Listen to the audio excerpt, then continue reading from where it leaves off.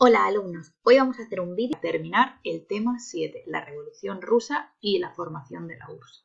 Bueno, nos habíamos quedado por el punto 4 en la clase anterior, explicando que la revolución comunista que sucedió en Rusia y que tuvo dos fases, la Revolución de Febrero de 1917 y la Revolución de Octubre de 1917, nació con muchos problemas y tuvo opositores tanto a nivel interno como a nivel internacional que llevaron a Rusia a una guerra civil durante más de 3 años, de 1918 a 1921, y que finalmente terminó con la victoria de los revolucionarios, con la victoria de los comunistas, de los bolcheviques, que llevaban el ejército rojo, ¿vale?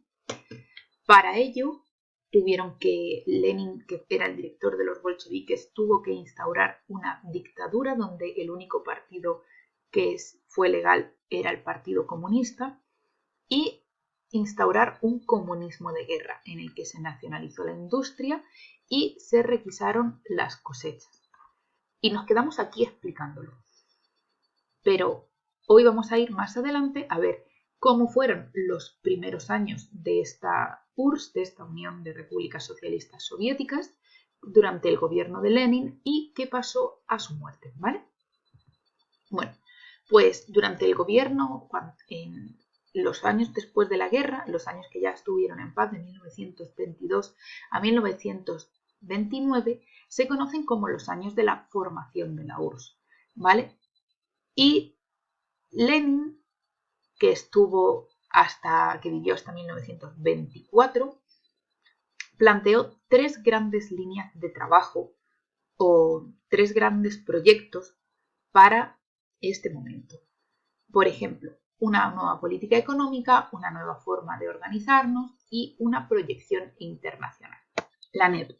Una vez que la guerra termina en 1921, Lenin se da cuenta de que Rusia está en un periodo muy crítico, donde la población está pasando muchísima hambre, ¿vale? Hubo una hambruna que se llevó casi 5 millones de personas, o sea, 5 millones de personas murieron de hambre en Rusia, y entonces Lenin se da cuenta de que Marx no lo había planificado todo bien y que en este momento no se podía hacer la revolución comunista tal y como Marx había planteado, porque recordemos que él solamente era un teórico y no había puesto nunca en práctica sus ideas, por lo tanto todo lo que escribía era una teoría y no estaba seguro de que pudiese funcionar, y Lenin tiene que dar un paso hacia atrás en la revolución comunista a fin de que Rusia no se vaya literalmente a la mierda. Entonces, vamos a dejar un poco de capitalismo, cierto capitalismo, para reconstruir la economía y que el país pueda salir hacia adelante. ¿Y en qué sentido tiene que echar hacia atrás? Bueno, sobre todo en el ámbito de la agricultura y de la pequeña industria. ¿Qué va a hacer con la agricultura? Bueno, recordemos que en sus tesis de abril, Lenin había prometido quitarle las tierras a la nobleza y a la iglesia para dársela a los campesinos y que la cultivasen colectivamente porque sería parte del Estado. Bueno, pues con la NEP desde 1921 lo que va a hacer es estas tierras fraccionarlas y entregarlas a los agricultores para que sean propietarios de ellas, ¿vale? Para que ellos se encarguen de cultivarlas y de vender sus productos y recibir, por tanto, los beneficios, en vez de que los beneficios se los quede el Estado.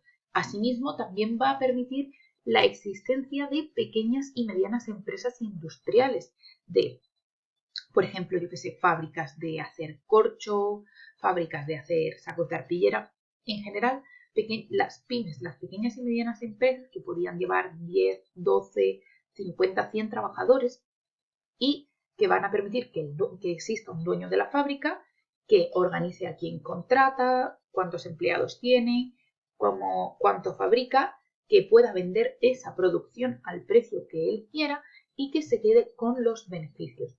Y tanto hacer que existan pequeñas y medianas empresas privadas y que existan campesinos propietarios, repercute en que todos ambos puedan vender sus productos teniendo un comercio interior libre, es decir, que exista una economía de mercado donde yo tengo unos productos, los vendo a la gente que los quiere o los puede comprar, ¿vale? Mientras tanto, el Estado, ¿en qué se iba a centrar? En lo más importante, en las grandes cosas que tiene un país. Por ejemplo, nacionaliza los transportes y se encarga de que todos los transportes sean públicos y del Estado, un poco como Renfe, que es los trenes de España pertenecen al Estado y es el que los gestiona y el que se queda tanto las ganancias como las pérdidas. Va a controlar también el comercio exterior, es decir, el Estado es el único que vende cosas al exterior y que compra cosas del exterior.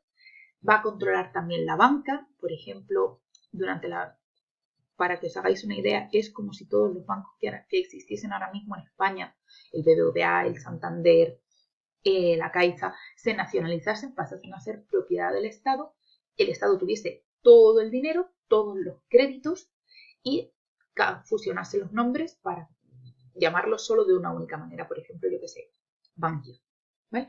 Y también las grandes empresas, pues las grandes empresas productoras de acero, productoras de textil, todas esas van a ser propiedad del Estado. Y de este modo, gracias a la iniciativa privada, gracias a los pequeños agricultores y las pymes, las pequeñas y medianas empresas, Rusia va poco a poco a ir saliendo de esa crisis económica. Pero a la vez tenemos un problema, que os lo planteo aquí al lado. Esta nueva política económica, que era un paso atrás en el comunismo, provocó que otra vez hubiese agricultores que se estaban enriqueciendo, comerciantes que compraban esos productos agrícolas y los llevaban a la ciudad, que se volvían ricos, pequeños propietarios de industria, y reaparecen las clases sociales, es decir, hay gente que se está enriqueciendo gracias al Estado.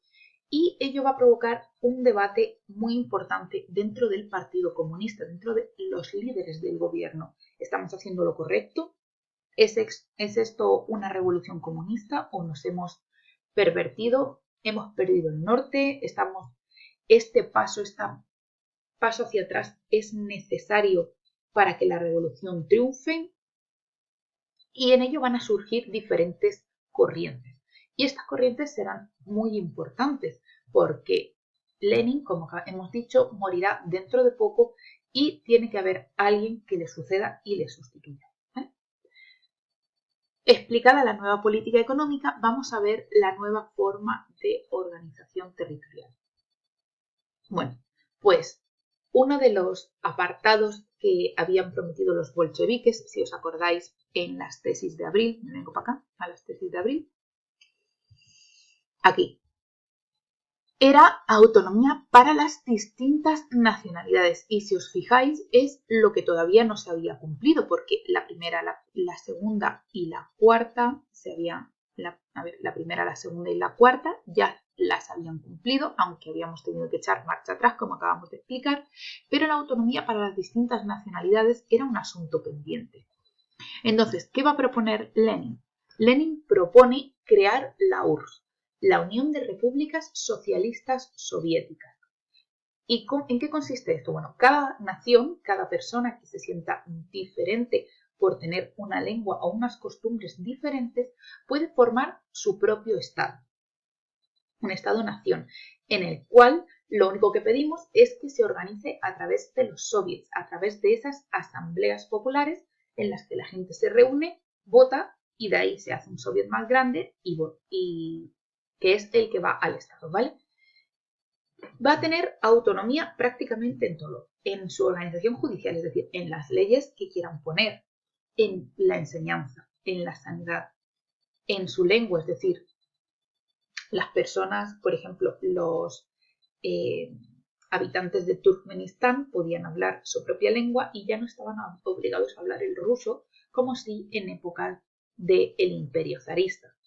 Y también sus costumbres propias. Y ya, si ellos querían, se sumaban a la Unión General de Repúblicas Socialistas, o sea, se adherían voluntariamente, como pone aquí, de una forma federal, es decir, enviábamos representantes a una especie de Parlamento Supremo, como un poco como el Parlamento de la Unión Europea de hoy en día.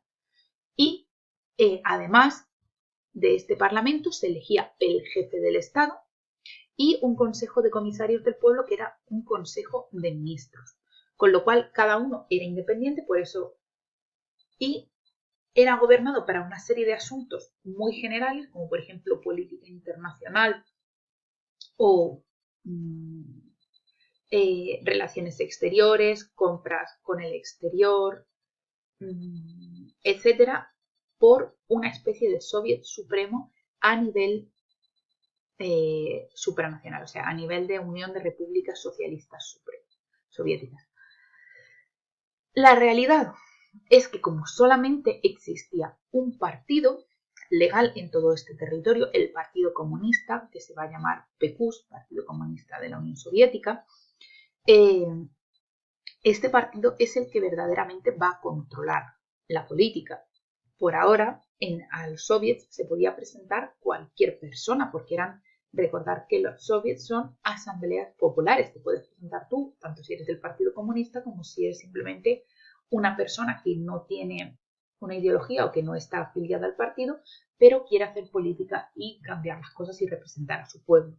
Les traigo en esta diapositiva un mapa de la URSS, pero es cierto que en vuestro libro de texto hay uno mejor y le he echado una foto y os lo he traído. Fijaros, aquí se van viendo la evolución de la unión de las distintas repúblicas a la URSS.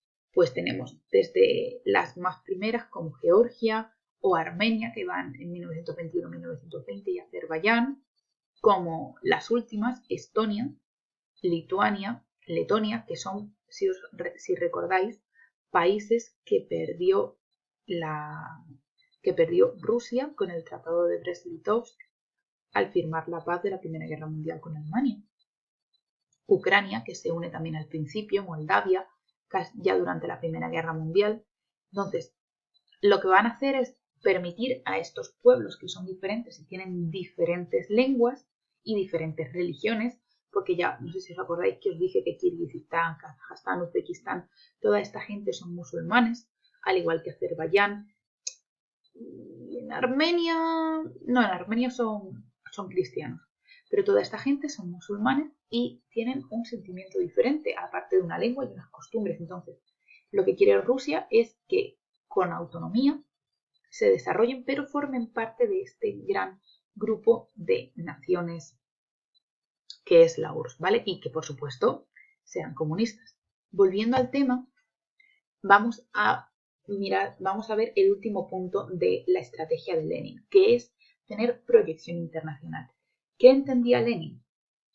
Bueno, pues Lenin pensaba lo que decía Marx, porque era un teórico del marxismo, que no podía existir un solo país comunista rodeado de países capitalistas, porque ello siempre llevaría al fracaso de la revolución comunista en el país. ¿Tenía razón Marx? Bueno, pues muy probablemente sí, porque si os fijáis, de los pocos países comunistas que quedan hoy en día, de los cuales ahora mismo se me ocurren 3, están cerrados a los demás, ya sea de forma voluntaria, como Corea del Norte, que es un país comunista y él mismo tiene las fronteras cerradas con el resto del mundo, con los países capitalistas, o, por ejemplo, Cuba, que es un país comunista y cerró sus fronteras no voluntariamente, sino porque Estados Unidos le tiene hecho a la pobre un bloqueo económico terrible que la aísla del mundo exterior. Entonces, Marx decía que el comunismo no podía triunfar solo en un país, sino que tenía que exportarse de forma internacional para que cuantos más países fuesen comunistas, mejor. Para ello, Lenin lo primero que tuvo que hacer fue conseguir que el resto del mundo, Europa, América, y el resto de naciones reconociesen a Rusia, porque si os acordáis de cuando vimos la guerra, los países no aislaron a Rusia y no reconocieron al nuevo país. Esto lo va a conseguir en 1924, cuando por fin ingrese dentro de la Sociedad de Naciones, aquel organismo que proponía Wilson y del que hablaremos con más detenimiento en el próximo tema.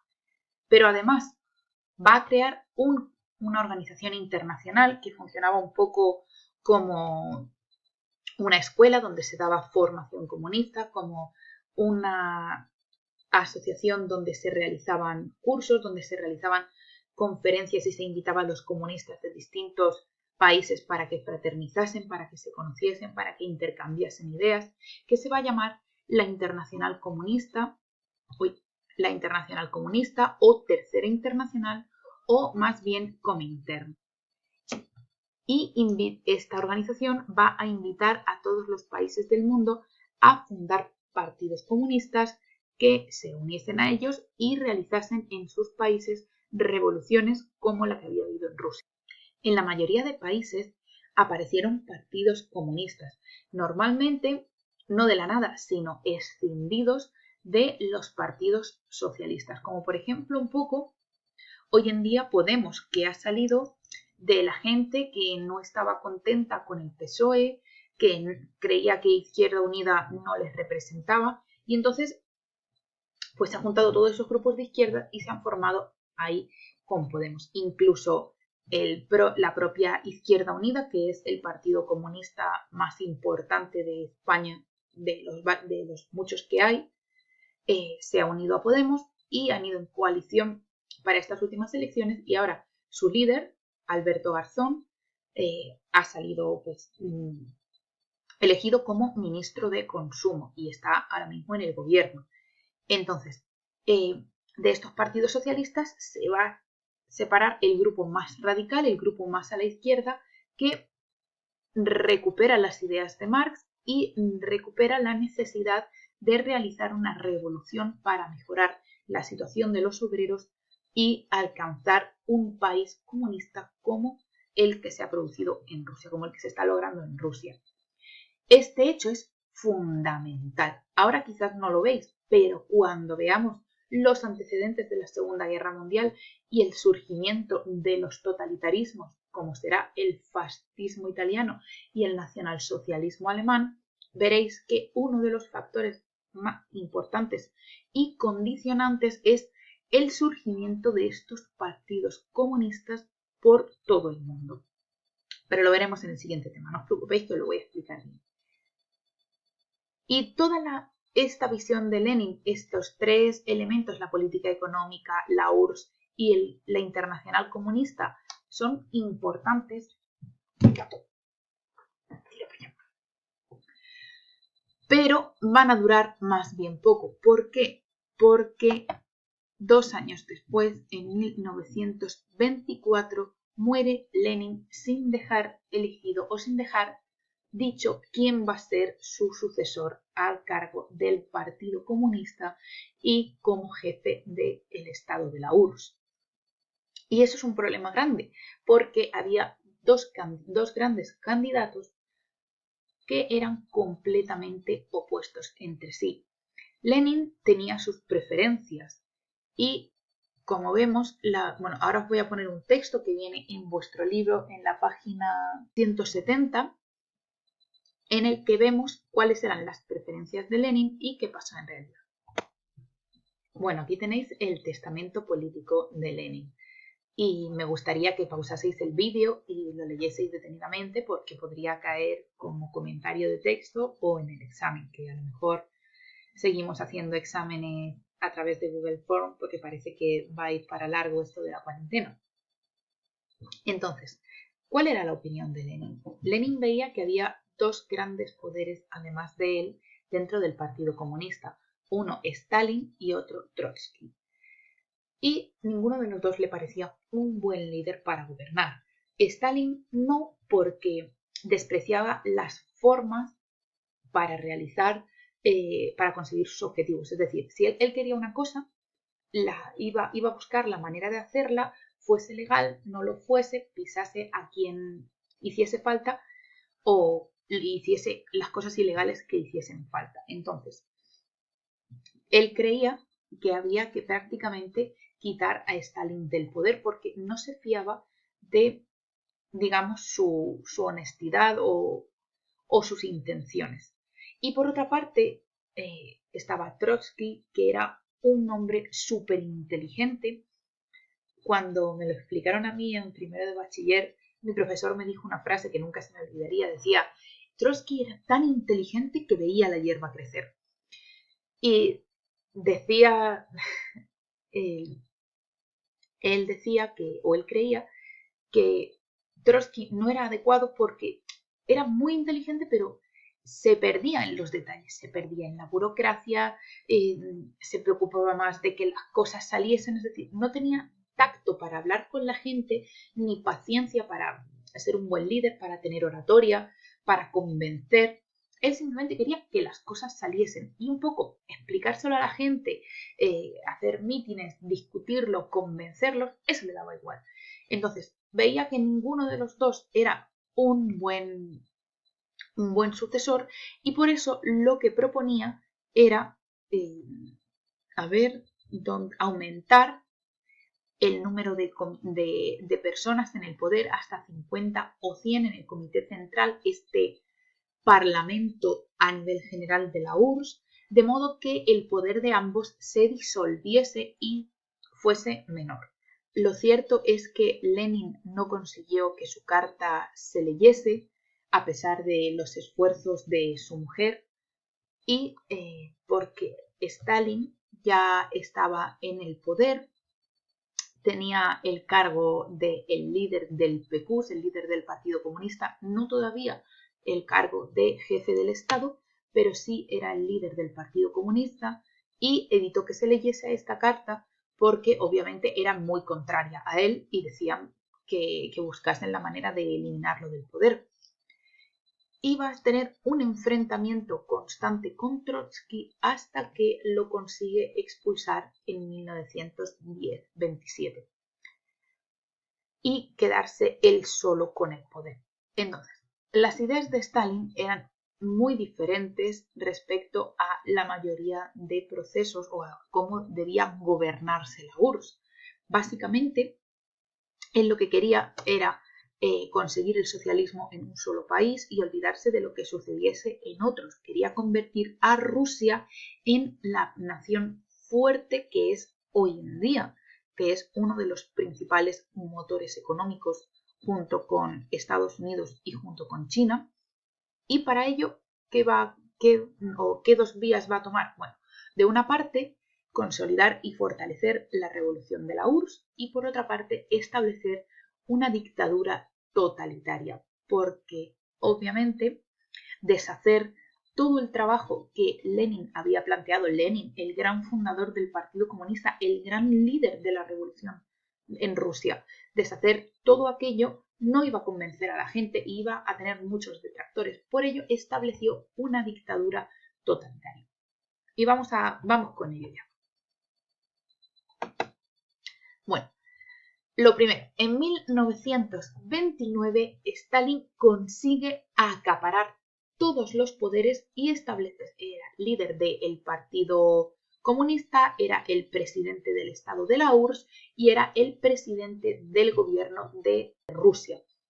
Y va a establecer una dictadura personal basada en 4 medios. Y atención, porque esto nos lo tenemos que aprender muy bien porque explica otras dictaduras contemporáneas, como podría ser, por ejemplo, el fascismo italiano, como podría ser la dictadura de Hitler o la de Franco, etc. ¿Vale? Son características que se van a presentar en las dictaduras de este siglo XX. Lo primero, y por supuesto en la de Kim Jong-un de Corea del Norte. Lo primero, el culto a la personalidad. No había nadie más importante que Stalin. Stalin era el padre del pueblo, el padre de todos los rusos y el gran benefactor. Gracias a él, Rusia era lo que era. y se generó un montón de propaganda política en ese sentido. Aquí os traigo dos imágenes collejas, una de Stalin levantando no un bebé, sino el bebé Rusia, una alegoría de Rusia que gracias a su protección y a sus decisiones como padre va a crecer fuerte, sano y correctamente. Y aquí otra, por ejemplo, de Stalin con todos los países que forman Rusia de fondo. No sé si os fijáis, esta es la península de Crimea y hacia aquí está Serbia, Azerbaiyán y un montón de nacionalidades diferentes, porque si os fijáis, cada uno de los representados es distinto como líder y liderando a todos los pueblos hacia el progreso. Entonces, esta propaganda, que no solo se sirvió para magnificar su persona y decir lo bueno que era, lo importante que era, lo mucho que Rusia y toda la URSS le debía a Stalin, también se va a utilizar para modificar a sus enemigos, para pintarlos de terribles, para buscarles defectos, para escribir mentiras sobre ellos y decir lo malos que son. Un poco como las fake news que existen hoy en día, que se pueden publicar noticias falsas sobre ciertas personas o ciertos partidos políticos para hundirlos. Bueno, pues él prácticamente va a inventar y controlar todo esto. ¿Cómo? Pues me voy a saltar abajo del todo, porque tenía el control de toda la cultura. Todo lo que se escribiese, lo que se publicase, lo que se dijese por radio, todas las películas que se hacían en Rusia o que se visionaban en Rusia, estaban absolutamente controladas. Se miraba fotograma a fotograma y todo tenía que estar o aprobado por el régimen o directamente creado por ellos con un fin concreto, ¿vale? Es decir, no había, bueno, hoy en día sabemos que la publicidad no siempre nos quiere vender algo y todo el que sale en televisión de algo nos quiere convencer, pero en el caso de la dictadura stalinista era muy claro y muy remarcable. Cualquier cosa que se publicase tenía que servir como propaganda o del Partido Comunista o elogiar a la revolución o a los líderes políticos, en cuyo caso va a ser Stalin y punto pelota, o a los dos grandes pilares de este comunismo. Por una parte, los campesinos, que con su trabajo arduo y su esfuerzo están levantando el país, o, por ejemplo, los obreros, que también son la masa, la base y la materia prima con la que se está construyendo este sistema comunista, ¿vale? Entonces, control absoluto de todo lo que sale en los medios de comunicación. Y no podía entrar ningún documento de fuera que dijese que Stalin había hecho algo malo, nada, nada, nada. Y si había alguna noticia que no nos gustaba, directamente es que la hacían desaparecer. ¿Que ha habido una sequía y culpan a Stalin de que no hizo esto a tiempo? Nada, eso ni aparece. O se le da la vuelta y se publica de otra manera que parezca otra cosa, ¿vale? Por cierto, si queréis leer un libro relacionado con este control de la cultura, que es bastante rayante, pero ahora tenéis todo el tiempo del mundo, leeros 1984 de George Orwell. Además, reforzó el poder político del Partido Comunista. ¿Cómo? Bueno, pues para empezar, bueno, ya sabéis que el Partido Comunista era poco democrático, castigaba con dureza a las personas que levantasen una voz contraria o, mira, a lo mejor no estamos haciendo esto bien, podríamos hacerlo de otra manera, que los llamaba anticomunistas y los castigaba. Pues reforzó el poder de este partido como volviendo obligatorio ser miembro del Partido Comunista para poder participar en los soviets. Recordar que los soviets o asambleas eran la base de los diferentes estados de la URSS. Había soviets a nivel local, a nivel regional y a nivel estatal que formaban el gobierno de esa república socialista y a su vez elegían a una serie de miembros para formar parte del Soviet Supremo que dirigía la URSS y que elegía a Stalin como jefe de Estado de la URSS. Bueno, pues obligando a que toda la gente fuese del Partido Comunista para poder participar en los soviets. Aquellos que no estaban de acuerdo completamente con las ideas de Stalin o que no estaban de acuerdo exactamente con el comunismo no podían formar parte de este Partido Comunista, por tanto, no podían formar parte de las asambleas de gobierno y no podían dirigir estos países de estos estados miembros de la URSS, con lo cual Stalin se aseguraba que solamente la gente que pensaba lo mismo que él y que iba a obedecer ciegamente sus órdenes estaba en el poder, tanto en Rusia como en Kazajstán, como en Letonia, como en Ucrania, ¿vale? De esta manera controla mejor la URSS, la Unión de Repúblicas Socialistas Soviéticas. Y por último, la más importante, utilizó el terror para acallar cualquier oposición. Para empezar, creó una policía política, que en época de Stalin se llamaba la NKVD, que todos conocemos hoy en día por la KGB, esas siglas que se escuchan en la mayoría de películas americanas que hablan de rusos. Sí, la KGB, la policía secreta de los rusos. Bueno, pues en esta época se llama NKVD y de lo que se trataba era de controlar a la población. Controlaban con quién ibas, lo que hablabas, qué decías, con quién te juntabas, qué es lo que pensabas, qué es lo que decías. Y animaba además a la gente a que si veía a algún vecino que era contrarrevolucionario, por ejemplo, yo qué sé, que no tenía las mismas ideas que Stalin, a denunciarlo. Es como si ahora mismo saliese en televisión un anuncio de la policía pidiendo que por favor llamásemos al 061 cada vez que veamos gente en la calle que no está cumpliendo bien la cuarentena.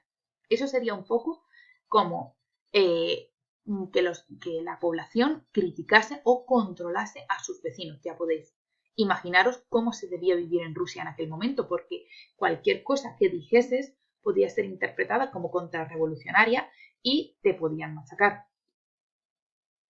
Aparte, o con este terror que hicieron, pues realizó purgas. Pero purgas no como la película esta de Hollywood de hace poco, no. Las purgas son arrestos, juicios y ejecuciones masivas, o si no te ejecutan, te deportan a Siberia de forma arbitraria. A ti y a ti porque no me gustan. Muchas veces utilizaban acusaciones falsas. Es que te he escuchado decir esto, ya, pero yo no lo he dicho. Pues demuéstralo, pero no lo puedo demostrar. O tortura para obligarles a confesar cosas que no eran verdad o cosas que sí habían sido verdad.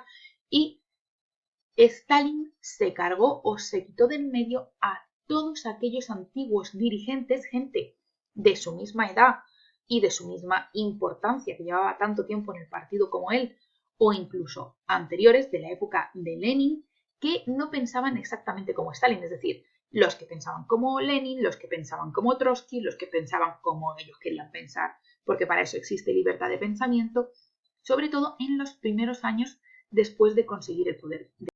Aquello se llamó los procesos de Moscú o la Gran Purga y mirad, por ejemplo, lo que os traigo.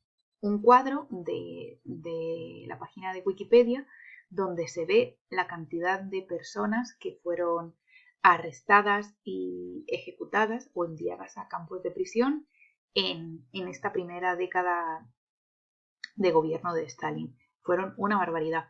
Por si para el que le interese, voy a dejar el enlace a esta gran purga, estos procesos de Moscú, en el PowerPoint que lo editaré en un rato para que podáis acceder y bichear y satisfacer más vuestra curiosidad sobre quién fue arrestado, quién fue condenado, etc.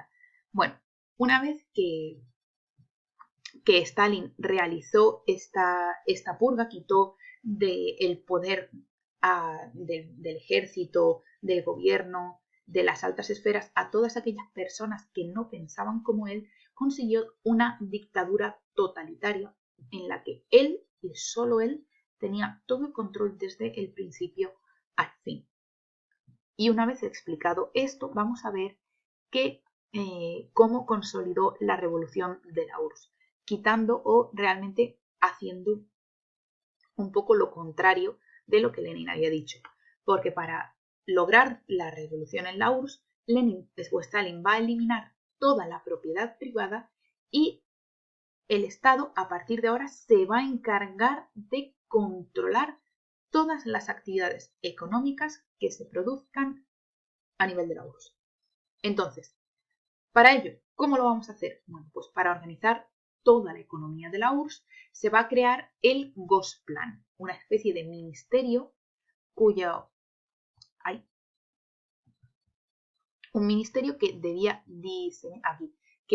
diseñar y preparar unos planes económicos a nivel de 5 años. Es decir, en estos planes, que eran unos grandes documentos, se especificaba o se planificaba qué se iba a producir, en qué cantidad, de dónde se iban a sacar los recursos y cuánta gente o cómo se iba a realizar. Por poneros un ejemplo, el Gosplan tenía que decidir si se iban a fabricar barras de pan o roscos, o si se iban a fabricar barras de pan y roscos. ¿Cuántos? Para 5 años. ¿De dónde se iba a sacar ese trigo? Pues mira, el trigo lo vamos a traer de esta ciudad, de esta ciudad, de esta ciudad. ¿Y cómo? Pues en esta fábrica se van a hacer 100.000, en esta otra fábrica se van a hacer 1.000.000, aquí, aquí, aquí.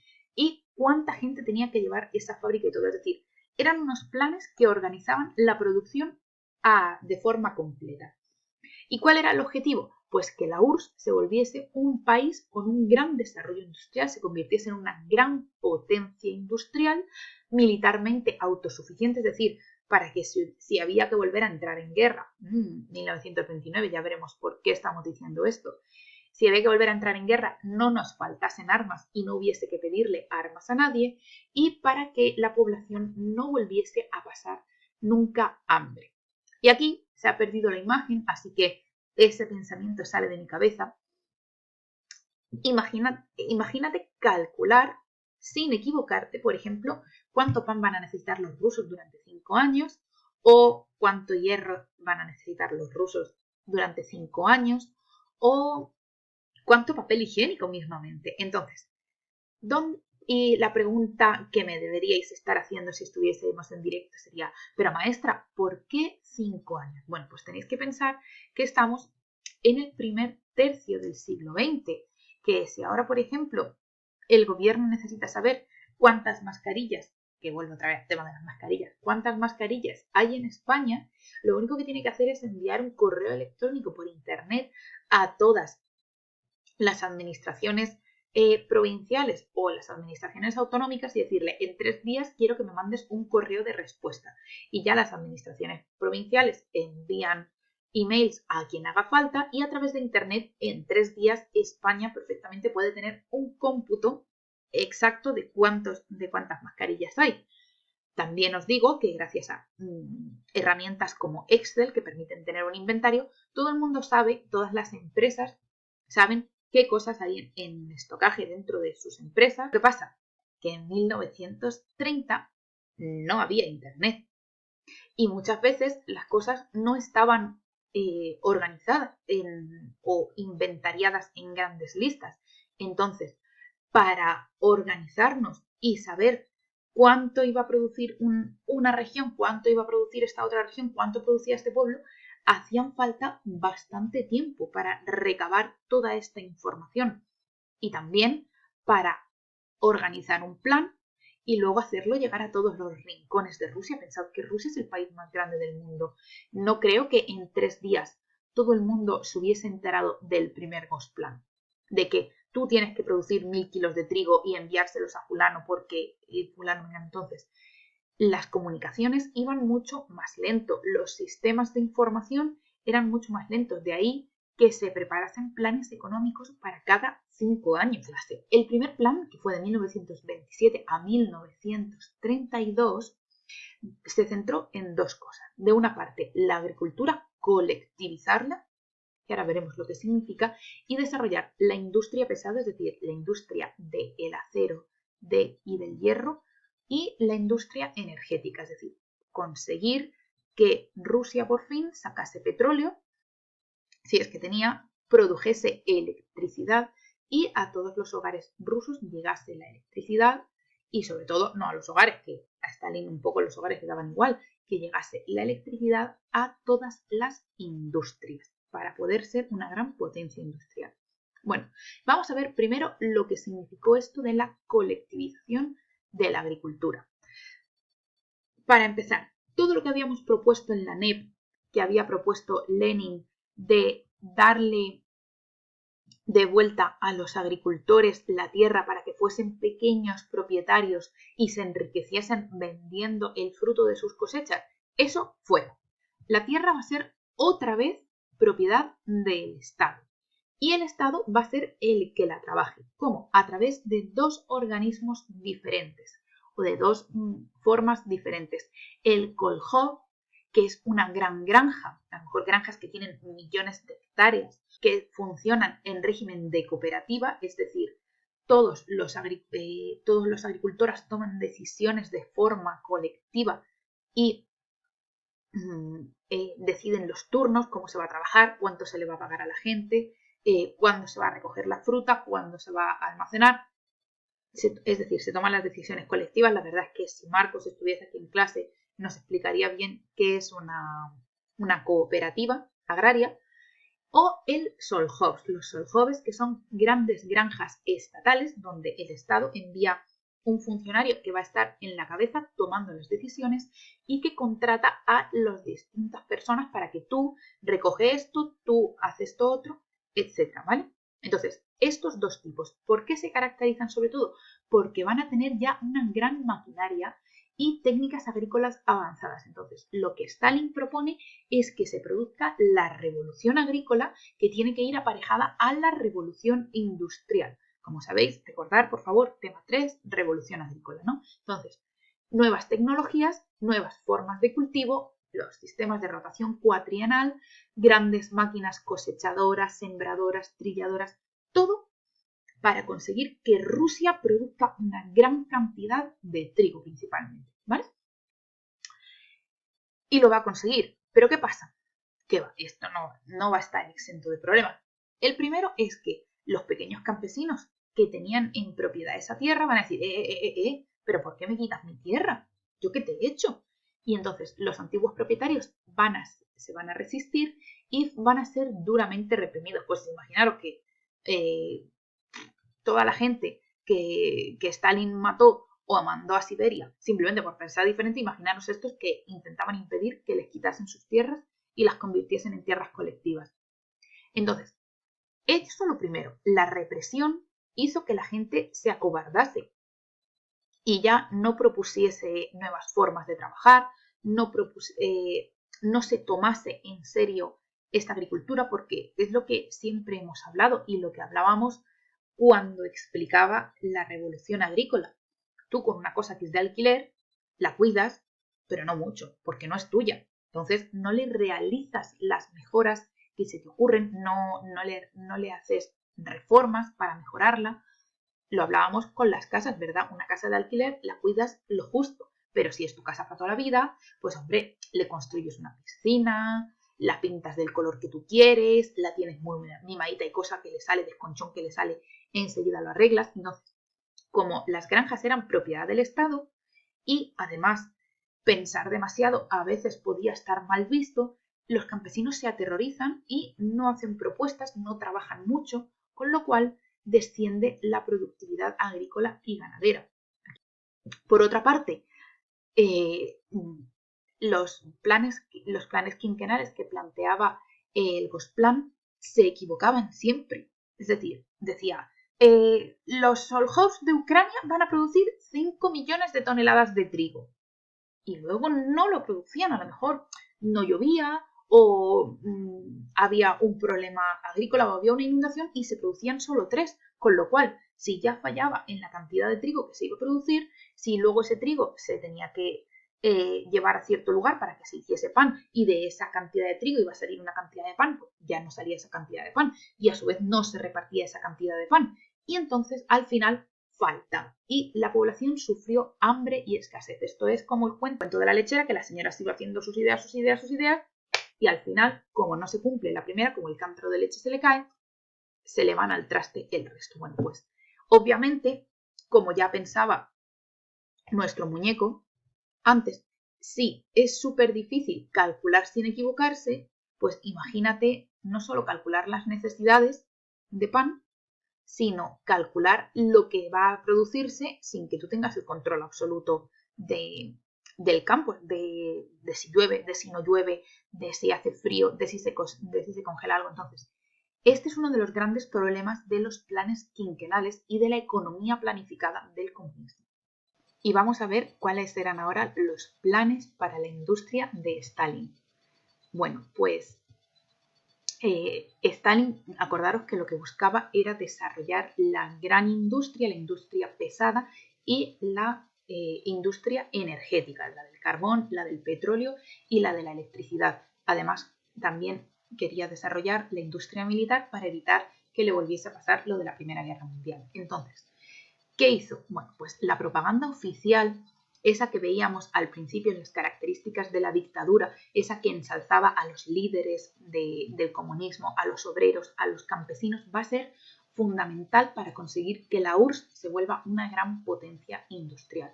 ¿Por qué? Porque a aquel obrero que echaba voluntariamente y gratis 4 horas más de trabajo, le van a hacer un cartel enorme con su nombre, fulano de tal, mirando por la URSS, luchando por su país y trabajando 4 horas gratis. Es un ejemplo a seguir, no sé qué. Y lo ponían por todas las fábricas de Rusia.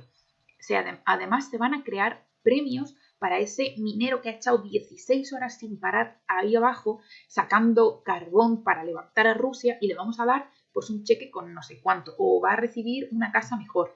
Y de esta manera se va a incentivar a la población que voluntariamente aporte su granito de arena, arrime el hombro para levantar a la URSS. Atención, porque esto también lo va a hacer Benito Mussolini en Italia con el fascismo, y hoy en día la gente que sigue viva te dice que ellos por Mussolini harían lo que hiciese falta, y yo lo he vivido, Entonces, gracias a esa publicidad, a esa propaganda y a ese esfuerzo de los obreros, en Rusia, en la URSS, se va a producir el desarrollo industrial que va a colocarla a la cabeza del desarrollo en poco tiempo, en los primeros años, consiguiendo que Rusia sea uno de los líderes económicos mundiales actuales, junto con Estados Unidos, junto con China, junto con Europa, ¿vale? Es una de las grandes potencias de la actualidad. Pero ¿cuál fue el problema o cuál es el problema de este gran desarrollo industrial que por fin saca a Rusia de los países atrasados y lo mete en los países punteros? Bueno, pues que al igual que pasó con el pan, la URSS se fijó en algunas cosas y dejó de lado otras. Por ejemplo, se fijó en fabricar maquinaria, armamento, esas máquinas que necesitaban otras fábricas, que necesitaba la agricultura, y en fabricar mucho hierro y sacar mucho carbón y sacar mucho petróleo, pero por ejemplo descuidó cosas tan esenciales como fabricar bienes de consumo. Pensó en fabricar menos ropa de la que hacía falta, menos calzado, y al final la población, sí, Rusia podía ser una gran nación, podía tener 5.000 tanques de combate, podía tener 38.000 barcos mercantes o barcos de guerra, pero en el día a día, en las casas, a la población le faltaban zapatos, le faltaba ropa para pasar el invierno, a lo mejor solo tenían una cacerola en toda la casa, y este es el verdadero problema de también, como decíamos antes, la planificación económica a largo plazo, que es muy difícil calcular cuáles van a ser las necesidades de tu población, sobre todo a un tiempo de 5 años. Y es muy frecuente que te equivoques. Por este motivo, o este es uno de los motivos, que en el futuro, ya lo veremos, a ver si llegamos a tiempo, la URSS va a caer en 1991, que es el final, por así decirlo, del comunismo en la Unión Soviética. Pero esto ya lo veremos en otro tema, porque lo que es nosotros ya hemos terminado. Un beso, hasta luego.